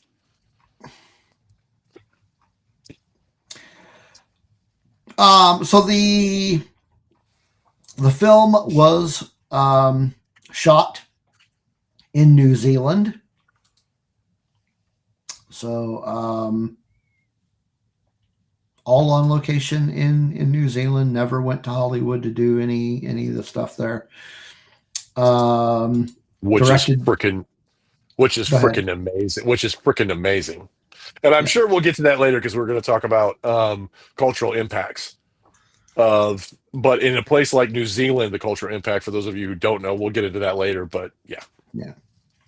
Directed by Peter Jackson, of course. Mm-hmm. Mm-hmm. And of course, if it wasn't already mentioned, it is based on the novel by J.R.R. Tolkien. Mm-hmm. I watched it on HBO Max. So I think that's probably the only place it's at right now. It was nominated for quite a few Academy Awards. It only won 3. It won for Best Cinematography, Best Makeup, and Best Original Score. It was also nominated for 4 Golden Globes and did not win any of them. Which is dumb, because they're perfect. Because it's a great movie. And let's see. You were speaking of soundtrack here. Give me a second. I want to make sure. I want to say one thing, but I don't think I'm saying it right. So I'm looking here real quick. It was Howard How- Howard Shore. Howard Short, yeah. So, Yeah. the soundtrack to it was phenomenal as well. And then they actually had a song at the end by Annie Lennox, which was great. It was a great song. The soundtrack for all three of them was great. It was amazing. There was a lot of very good. If you like that kind of symphonic theme music from movies, it's a great soundtrack. I actually have that as well as Star Wars and others like Harry Potter, Star Wars, Lord of the Rings, those different ones. It's a great soundtrack. It's a great soundtrack to have. So it was a phenomenal one. I'm glad they actually won an award for that because there was really a lot of work that went into that from what I've seen from the background and like the behind the scenes, and it was outstanding. So So as far as like box office poll goes, it did do quite well. In 2001, it was the second highest grossing film of the year, only beat out by Harry Potter and the Philosopher's Stone. Wait a minute, I thought it was Sorcerer's Stone. well, Oh, okay. depending on what country you're from, we Yeah, can go into yeah, that at a different time. Depending yeah, on what country you're from, it's either Philosopher's Stone or it's the Sorcerer's yeah. Stone. So yeah. So it was second in the top 10. The third and the fourth, you may find this interesting, were Monsters, Inc. and Shrek. Yeah. The golden days of Hollywood.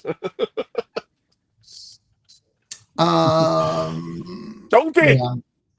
Looking over my notes and donkey. Um, donkey. oh, okay. Yeah. Yeah. There's a note. Yeah. And the notes that I have on here, it talks about, we weren't going to talk about comparing to the book, but the notes I had do. Oh, that's okay. I mean, we And, can. It's just that don't. I just wanted to make sure people understood that we're not like we're not trying to. We may make a few well, comparisons from what we know. the only thing I have, I mean, it talks about how there were characters from the book that were either condensed or omitted, and it does mention the character that Joy mentioned, the Tom Tom Bombadil. Bombadil, yeah, Bombadil. Tom Bombadil, yeah, Yeah. yeah. So, okay. So it starts off now. Okay. Everything I'm going to mention is based on the extended cut because that's what I watched. It starts off with a little history lesson of what is this ring? They're always talking about this ring. What is this ring? What's so important about this ring? So there are these rings of power, a bunch of rings that were given to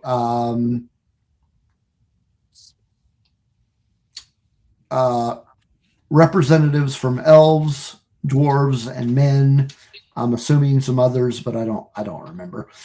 But the Lord Sauron forges his own ring, and he's basically like every good villain. He wants to conquer the world. So he makes this ring. There's a huge alliance of men and elves that battle Sauron and his forces in Mordor, and the king of Gondor, which is the kingdom where men live in Middle Earth. And if any of this is wrong, just tell me. He defeats Sauron and takes his ring, and the ring kind of corrupts him.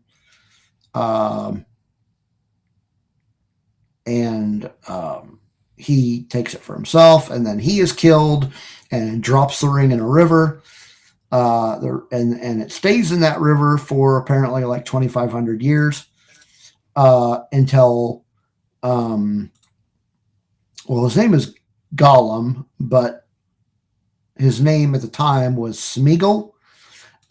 He finds the ring, and it corrupts him, of course. Of course, I get the impression, and I'm probably talking about another movie, but I get the impression he was already kind of corrupted. He was already kind of selfish.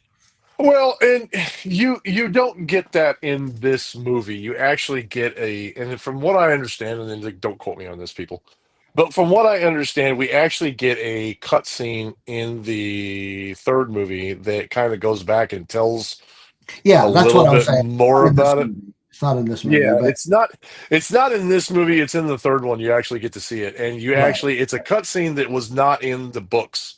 From what I understand, this scene Oh, was not in the books, but they actually went back and they explained they actually show more of how he found the ring, what happened during when he found it, so on so and so on and so on.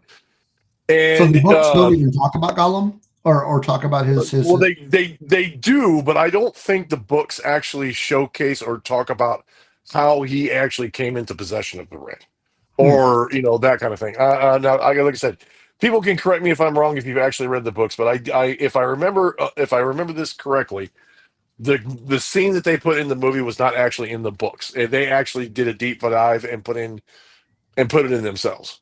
Spencer, you want to Like I help us said, out with correct me if I'm wrong.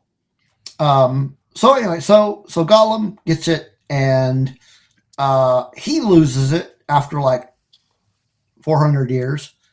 Um, or wait, is it 400 or 4,000? No, it was like no because the I can't remember the time, but I remember that between the first age and the second age, or no, between the first age and the third age, which the first age is the age where everything was developed. Second age was when they actually had the war for the ring, and then the third age, the time frame between the two of them was like 1,000 or 2,000 years. So it wasn't that long. So I think Golem actually had it for. I don't know for sure if it was 400, but I know it was an extended period of It was several about hundred four. years that It he was about owned it. 400 years. So he had this ring. Yeah. He loses it, and then it is found by Bilbo Baggins. Hmm. And then the movie pushes ahead. Um, I don't know how much of a time jump that is, but he is celebrating his 111th birthday, Hmm. and he's going to leave the Shire, which is where all the hobbits are. So he's going to leave, and So a real quick Google search says that Golem actually had the One Ring for 478 years. okay, I was close. Yeah.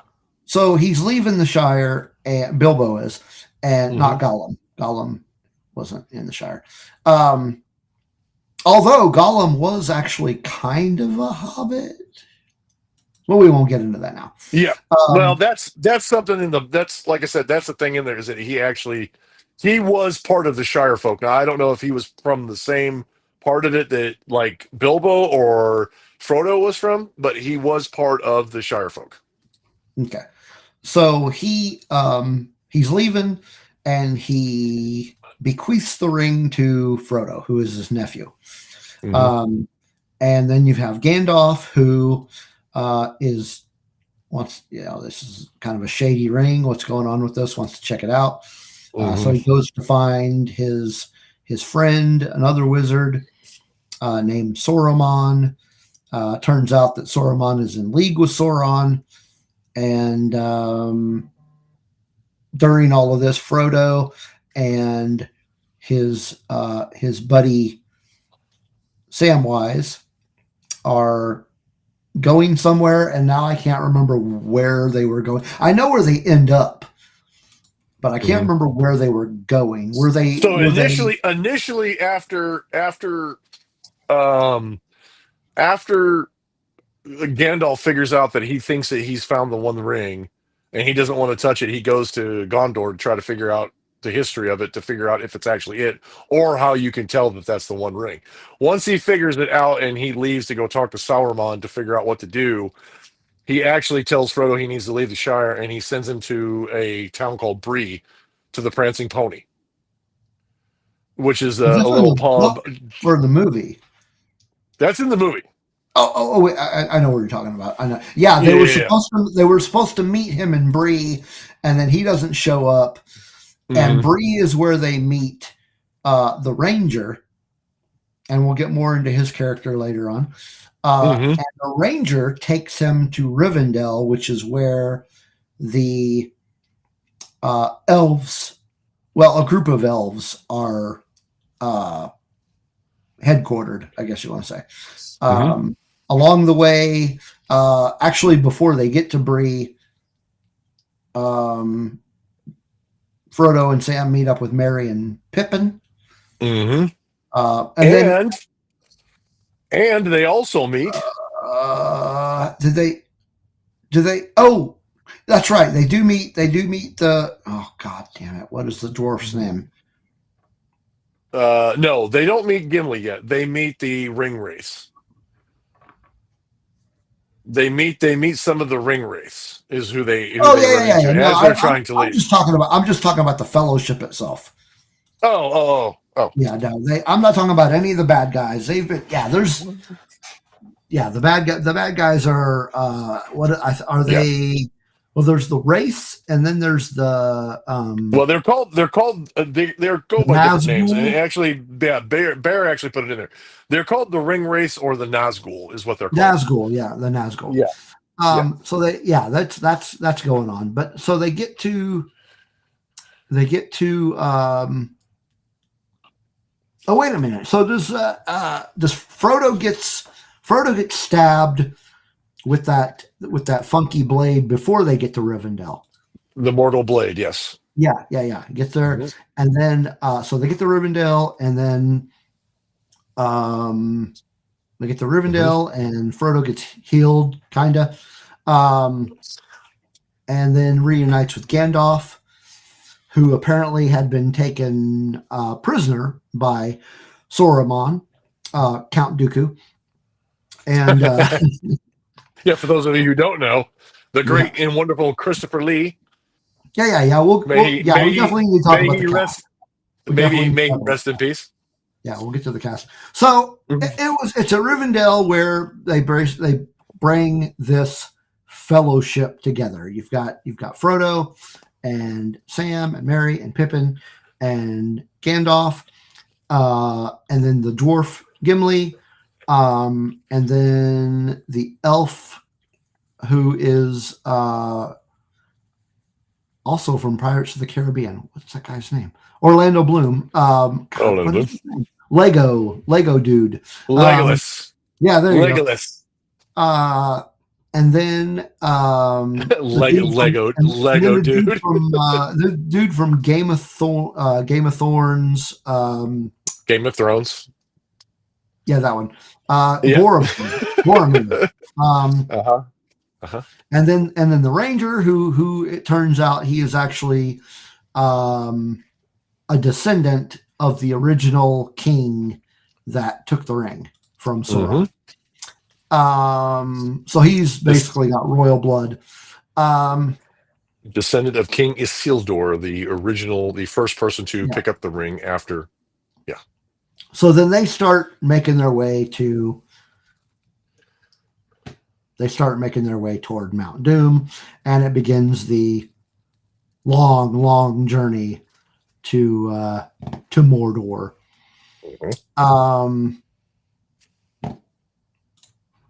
Okay, so cast. Really good cast here. The man with the golden extra nipple. What?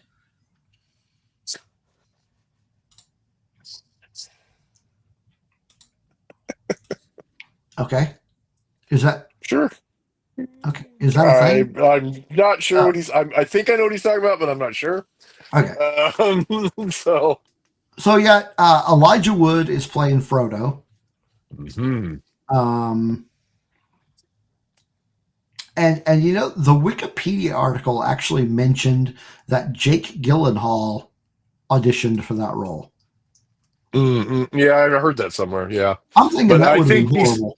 Well, I think they also said he was too tall or something. Yep. Sure. Okay. And then Ian McKellen Magneto, plays Mm-hmm. Gandalf. Mm-hmm. And others that were approached for the role were Sean Connery, Patrick Stewart, Anthony Hopkins, Christopher Plummer, Richard Harris, Mm-hmm. and Sam Neill. It said that That's kind Patrick of Stewart turned it down because he disliked the script. he probably didn't like I don't know. I heard this somewhere, so this is just kind of hearsay, but I heard he didn't like it because it didn't stay as true to the originals as he would have liked. Oh well. So Ian But Patrick Stewart, McKellen did a good job, I think. oh yeah, Patrick Yeah. Stewart was great. I mean, Patrick Stewart would have been great, but Ian McKellen did a great job. And the crazy thing about it is that Ian McKellen and Patrick Stewart are actually like friends. They've been friends really for a good long friends. time. Yeah. Yeah, real good friends. Viggo Mortensen as Aragorn, who was the Ranger. Outstanding actor. I love Viggo Mortensen. Great role. He did that very well. Very well. Yeah. Some of the people who also were considered for the part, Daniel Day-Lewis, Wow. and Nicolas Cage. No. I don't think that would have been Now, nearly Daniel Day-Lewis, that would have been interesting, but Nicolas Cage, I'm glad they didn't do that. I'm glad they stuck with Viggo. I'm not a Nicolas Cage hater, people. I'm really not. I like Nicolas Cage. But him as Aragorn, no. I would not have seen that. That would not have been good. Orlando Bloom as Legolas, who was the elf. Mm-hmm. Liv Tyler as Arwen, who is Arwen. An elf. Is it Arwen? Arwen. An elf of Rivendell and Aragorn's lover. Mm-hmm. Sean Ashton as Samwise. Mm-hmm. Sean Bean as Boromir. I think he did a really good job. Oh yeah, did an excellent job. Yeah. Oh, he was fantastic. Yeah. John Rhys Davies as Gimli. I love Gimli. I love them too. The back and forth between Legolas and Gimli, and it manifests better in the series as the series goes on. And we'll probably talk about it when we get to Return of the King, but the banter between the two of them is fantastic, and I really kind of want to hit on that when we get to Two Towers. I really want to hit on that because I think it's great. I think the two of them really added something awesome and special to the whole thing. Yeah, Bear, me neither. I can't see him. I can't see No, Bear, I can't see Nick Cage being in that. I just don't think he would definitely not be the right guy for that. Christopher Lee as Saruman. Here's a fun piece of trivia factoid for you folks who, if you don't already know this will be something you'll find immensely interesting. Not only is the background of Christopher Lee is amazing.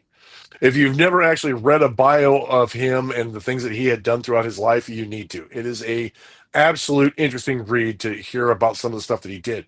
But the most interesting thing about Christopher Lee and the Lord of the Rings trilogy is he is actually the only person of the cast who actually met J.R.R. Tolkien in person. Yeah.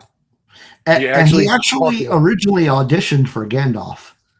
Yes. Yeah. But they thought he would have been much better as Sauron, which I like it. Yeah. He is way much more a Sauron character than Gandalf. He was awesome. He did a great job. Let's see who else we have. Hugo Weaving as Elrond, who is the Elven Lord of Rivendell. Mm-hmm. And Hugo Weaving's a great actor. Mm-hmm. Let's see, who are some other? Oh, Kate Blanchett played Galadriel. Am I pronouncing that right? Galadriel. Yeah, the Elven co-ruler of Yeah, I don't know. Lothlorien. Some other elf kingdom. Lothlorien. And then Andy Kate. Serkis played Gollum through Mhm. voice, motion capture, all that stuff. Kate Blanchett is amazing in and of herself. I loved her. I loved her in like one of my my most favorite historical like English characters that she played was she actually played Queen Elizabeth in the Queen Elizabeth movie. You know, the movie's about her, kind of a loose biography of her. So I loved her, and her in the movies. She did an excellent job in those as well. I love Kate Blanchett. She is Yeah, phenomenal actress. She did a really great job. I Yeah, like her. and she just added such a I mean, such a divine element to the movies, and when she was around and she did her parts, and even the part where she was tempted by the ring, because that was part of this series where she was actually tempted by the ring to take the ring and use it, and to be Sauron, or to be Sauron's queen, and to be to partner up with him to rule over Middle Earth. That I am, Even Sparky Bear. That I am. I'm trying. I'm trying to. I'm giving him a hand. It's okay. That's what Not a I big have deal. for. Yeah, I'm helping him out. It's all right. We're all good. It's just part of the fun. But yeah, Kate Blanchett is amazing. Love Kate Blanchett. So Yeah. she adds such a great aspect to her character and her acting throughout. It was great. It was great. I loved it. Yeah. So we were gonna mention I guess some of our favorite characters, but I wonder if we should wait until the end of the series for that, because like my favorite character of the series doesn't even show up until I think the Two Towers. So, Fair enough. but I guess if we're talking just this movie, just this particular film. Well, I would say let's do favorite characters at the end. But what was a standout character that you had for this particular movie? What was a standout for this particular movie? I'm gonna have to go with Aragorn. Aragorn.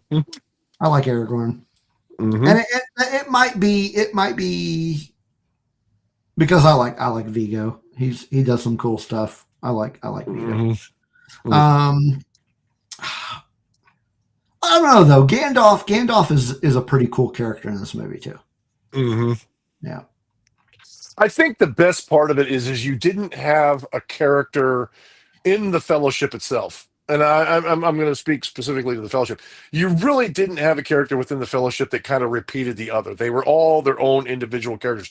Even if you're talking about Frodo, Sam, Merry, and Pippin, they were all different kind of. Now, Merry and Pippin kind of were the same. They kind of played off each other. Joy says the only correct answer is Sam. Oh, no. Sam, okay. I love Sam. Sam is not a standout character until you get to the end of the series. And we'll talk about that. We'll definitely hit that up. Because I think at this point, like Frodo's on a quest that he doesn't know about. Sam is along for the ride. Merry and Pippin are just Merry and Pippin, who are kind of the same thing. They're kind of along for the ride, and they kind of get roped into everything. The only two characters I think would be close to each one would be Merry and Pippin. And they're in this series, in this part, for this purposes, for Fellowship of the Ring, I think they were more there for like a comic relief setting. They really didn't come into their own until we start getting into the other movies. And which obviously we'll talk about. We can talk about character development and where they go, because Merry and Pippin specifically, Merry and Pippin specifically, as they develop in the movies, is something that we could definitely touch on, because that's awesome for those two. I didn't really care about either one of those characters. I kind of agree with Bear, to be honest with you. Boromir, for this specific movie, was kind of the standout character for me. Because, and the reason I say that is because he, at first, he wanted to take the ring. He wanted to use it. He wanted to use it in defense of Gondor. But he didn't really understand its power. He didn't understand what the ring was for or why it was forged. And then he even got to the point where he was tempted to take it, where he even tried to take it because he was tempted by the ring. But in the end, in order to protect the ring, in order to protect the ring bearer and his companions, he gave his life in order to do that. And I think his performance, Sean Bean's performance, I think Boromir as a character, I think was probably one of the best standout parts of the Fellowship, in my opinion, because a lot of these characters didn't develop until later. Even like Frodo was there to be the bearer, and he bared the burden of it. Mm-hmm. But when you get to the other movies, we see the development of Sam. We see the development of even Merry and Pippin. We see the relationship of Gimli and Legolas. We see Aragorn come into his own. We see all this. But for Fellowship of the Ring, you see this dynamic shift of Boromir going from wanting to take the ring and use it and for his own purposes to actually giving his life to defend the ring and to defend the Fellowship and to defend the task that they had been given. Yeah, and by the end of the movie, he redeemed himself. Yeah, and unfortunately, he had to give his life, which shifted some events that happened later in the story. But his sacrifice, I think, I think his sacrifice is really what gave Aragorn the motivation to attempt to go back to his birthright, to go back to his true purpose in Middle-earth. And I think it was Boromir's sacrifice that did that. Because at the end of the movie, you see Aragorn put on the bracers of Gondor. And he puts that back on, and kind of showing a somewhat of a commitment to coming into his own. And I think that kickstarted it was Boromir. So I really do. I agree with people in the comments. Boromir to me was the standout character. Was one of the biggest standout characters in Fellowship of the Ring. For me. Yeah, I guess I can see that point of view. Mm-hmm. Let's see. So, because you've watched both of them, what were some of the differences between the theatrical and the extended edition? Oh, see, that's where I'm going to have problems, is because a lot of it was just bits and pieces where they added in new stuff. I'm trying to think. I'm really trying to get a grasp on what I know. There was an extended training session between Boromir and the hobbits. I think they went into more detail about what happened to Isildur. They kind of a better understanding of how he lost the ring. If I'm not mistaken, that was actually part of it. They went into greater detail on what happened and how he lost it and how it ended up in the river. Okay, I was going to ask: is the opening scene the same? No, I think it's extended. I do think it's extended. They actually go into a little bit more detail about the gifts that each of them asked for from when each of the Fellowship, and when they got through and they actually met Galadriel, she offered them something that they needed for their quest, and there was a little bit more detail in there about what they asked for and some of that stuff. So there was a lot more information on that. Was that in this movie? Yes, I'm pretty sure it was. Like when they get all their presents. When they get all their presents, yeah. I think there was a little bit more information in there on this one. Okay. Now, if somebody has a better, more comprehensive idea, Galadriel. Yeah, I really. Yeah. Kate Blanchett's Galadriel. Yeah, I really liked her because, like I said, when she went through and they actually made it to the forest area where she was, it was right after the events of the Mines of Moria, where we, at that point, the only thing we knew was that Gandalf had given his life against the Balrog to ensure that the Fellowship made it out. Yeah. Which the Balrog, I'll have to say, is like one of the key standout things for me as far as like special effects, the events, everything happened. The scene between the Balrog and Gandalf in that particular movie, That was awesome. I loved that part. Yeah, it was. And the Balrog was awesome. I loved the Balrog. I actually looked at several times the Sideshow Collectibles paints of the Balrog and actually getting that and then putting the movies in a little stand underneath him as part of it. Because I think... Matthew, What did he say? Are you still talking about this?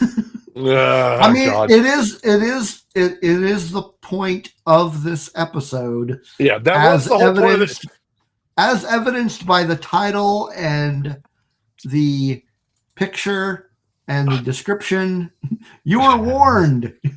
Yeah, we did tell you this was going to happen. And just so you know, Matthew, it is going to happen 2 more times. So just so you're aware. But yeah, I was always wanted to buy one of the Balrog and maybe statues. 3 more times after that if we do the Hobbit. yeah. The Hobbit you could probably do in 1. Because really, The Hobbit was made into 3 movies just because they wanted to make a trilogy out of it. But it's actually only they just wanted the book. money. They just wanted the money. Yeah, well, you know how that goes. It's Hollywood. Yeah. And then more if we decide to do any episodes about Rings of Power. I'd actually have to sit down and watch those. I've watched the first episode. And what's her name? Galadriel. Yeah, she's in the first episode. Yeah, yeah. I know she's featured pretty prominently in the first season of the show. Now, I have not had a chance to sit down and watch them because I don't have a lot of time, and 2, I've heard mixed reviews. So I seriously doubt that, Matthew. What do you say? Seriously doubt that. He said you could do them all in 20 minutes. Yeah, that's not how we roll, man. We do some deep dives. We try to get into it. Yeah. We're glad you came back, though, Matthew. Yeah. Yeah, we're not going to be doing Star Wars again for, man, I don't know. Let me look at our schedule.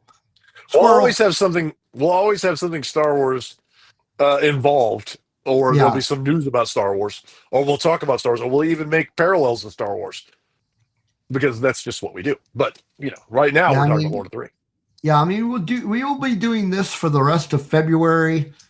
I don't know what we're doing in March, and then we don't start doing anything about Andor until late April. So, which in late April, I'll actually be in Japan late April. So I'm hoping, just as a side note, Matthew, and for everybody else, back to Star Wars for a minute. But I think we're hoping that they do some type of special screening in Japan for like the first episode or first 2 episodes of Andor. So I actually get to see that from Celebration. Hopefully they do that. That's what they did. That's what they did for what was it? One of the TV shows they did that for, and they actually had a pre-screening. So, I think it was Obi-Wan.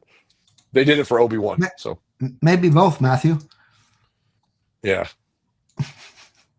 Yeah. So Joy has watched Rings of Power apparently. Okay. Maybe we can have her on to talk about Rings of Power. Yeah, that might be a thing. Yeah, that could be definitely be a thing. And if we're going to do an episode, if we're going to do an episode, I'll actually sit down and watch it. I'll actually take the time out and I'll watch it. I'll just binge watch it and call it good. So, well, what else are we going to say about the Fellowship of the Ring? I'm sure, like I said, this has a kind of a tie-in to some of my thingies that I get to show, but there's a lot to do with you're tying your thingies. That's gross. Yeah, it's actually tying to things. You talk about like the armor, the detail on the armor, and the weapons that they used in the show, the different things that they designed, and the different uses of like the elven language and the elven details and things like that, as far as like the weapons are concerned. That's one of the cool things that I loved about the show, was the different types of weapons that they had, and the different types of swords, and just overall, from Legolas's daggers and his bow, to Gimli's axes, to Aragorn's sword, and different things. It was there's a lot of detail involved in that. And I actually have books in the other room that are behind the scenes Lord of the Rings, different things, and it's just really cool. But no, it was a good kicking off point. You get as much as you can as far as like history as they could tell, because obviously when you have a movie, especially if you have a movie that people are sitting down to see, after a while, people are going to get bored and they're not going to watch as much because they just don't understand, especially if you're not like big into the nerd scene or you're not even somebody who's read the books before. So, given the time constraints and all the information they had, I think they did a good adaptation, and I think it's a good overall scheme of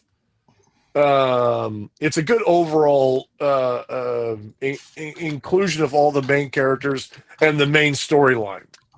So I think that's something we have to remember is that whenever and I'm sure a lot of you people know this, a lot of people have experienced this, is that when you talk about books that are as involved, detailed, and lengthy as something like Lord of the Rings, the Lord of the Rings trilogy, and specifically, um, you just kind of have to remember and keep in mind that not everybody's going to watch a movie that's 5 or 6 hours long that has every detail in it.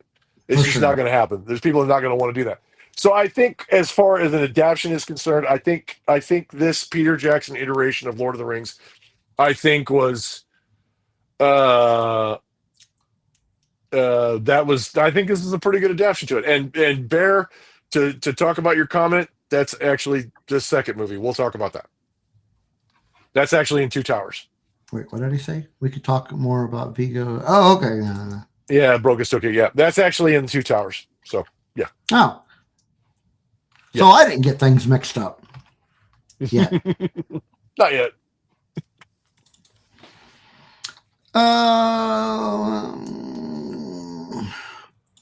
Any other things you can think of that we need to talk about with Fellowship of the Ring? Let's see.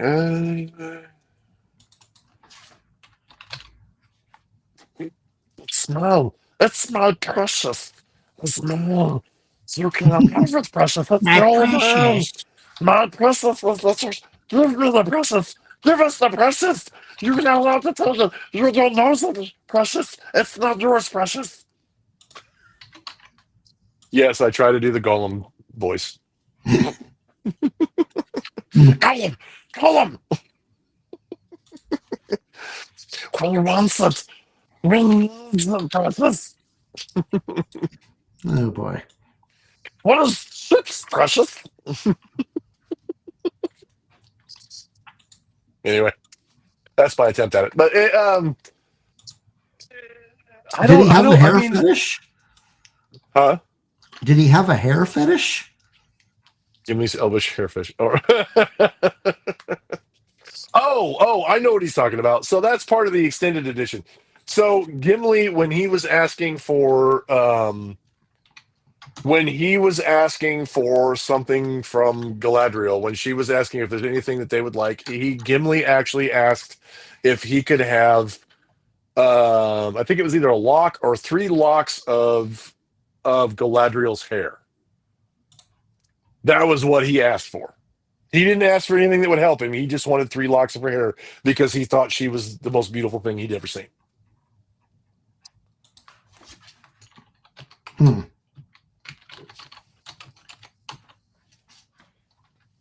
Well,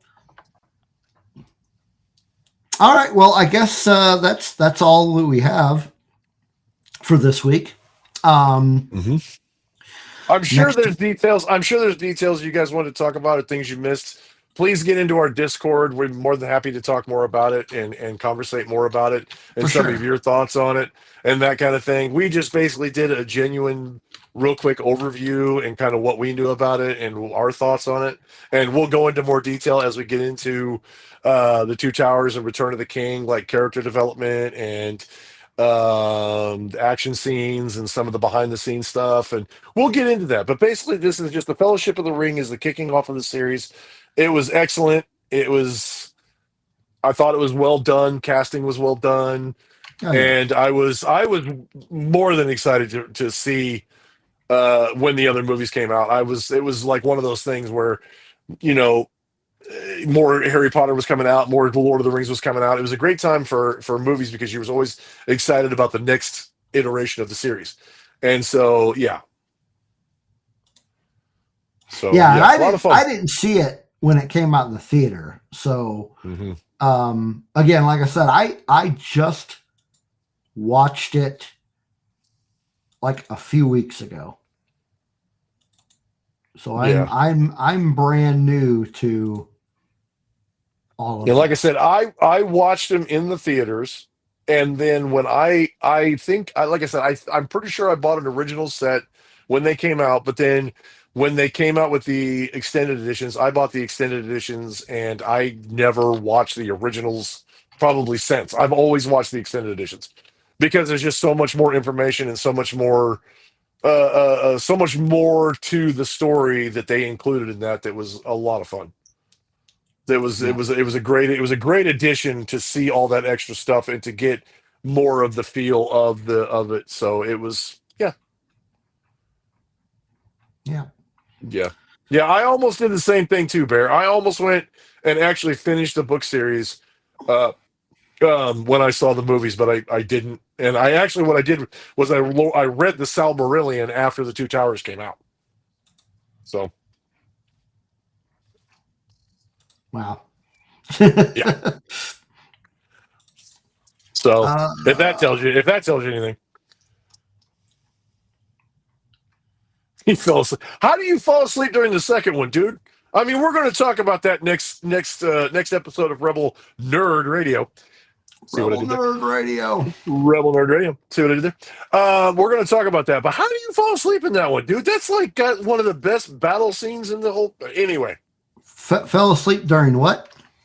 he fell asleep during Two Towers. Yeah. How do you fall asleep during that? That's like got one of the. To be fair, well,